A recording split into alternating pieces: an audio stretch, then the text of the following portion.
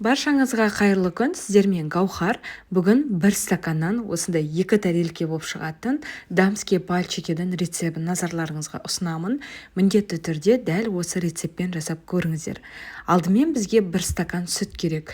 Кез келген пайыздағы сүт болады. Сүт болмаса, қыздар бұның орнына суды да қолдансаңыздар болады. Енді 1 стакан сүтті асты күймейтін табаға барлығын құямыз. Одан кейін 72% сары майды қосамыз. Кез келген пайызды сары майды пайдалануға болады. Енді жақсылатып сары майды осылай араластыра отырып барлығын ерітіп аламыз. Сары май ерігеннен кейін енді оған ұнды қосамыз. Видеоның описание бөлімінде барлық құрамын жазып қалдырдым. Дәл осы құраммен жасасаңыздар болады. Енді сүттің астын азайтамыз да осылай қасықтың көмегімен араластыра отырамыз. Бізде кәдімгідей қоймалжың, эластичный осындай қамыр шығады. Барлығын араластырып болғаннан кейін енді қамырды суытамыз. Ол үшін қамырды арнайы басқа бір ыдысқа саламыз. Бізде осындай қоймалжың, қою қамыр шығады.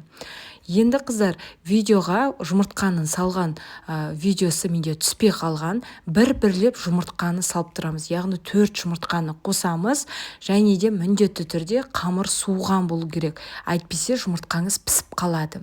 Одан кейін пакетке саламыз, немесе кондитер қапшығына осылай құйып шығамыз.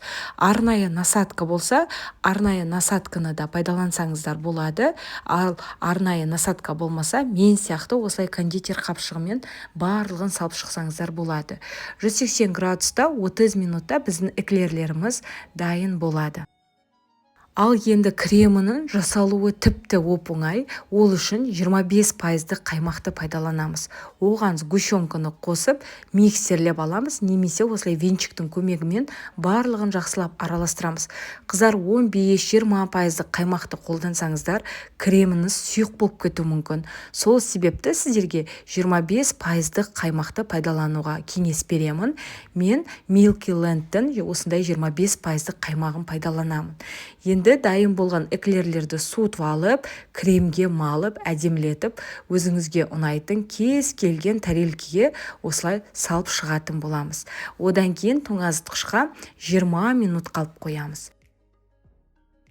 Дайын болған тортты енді әртүрлі етіп әрлеуге болады. Мен үстіне осылай шоколадты ерітіп жақтым. Сонымен қатар достар, YouTube парақшама тіркелуді де ұмытпаймыз. Қоңыраушаның белгісін басып қойсаңыз, қандай да бір жаңа рецепт шығып жатса, сізге бірден хабарлама келеді. Ас болсын, сіздермен бірге болған Гаухар.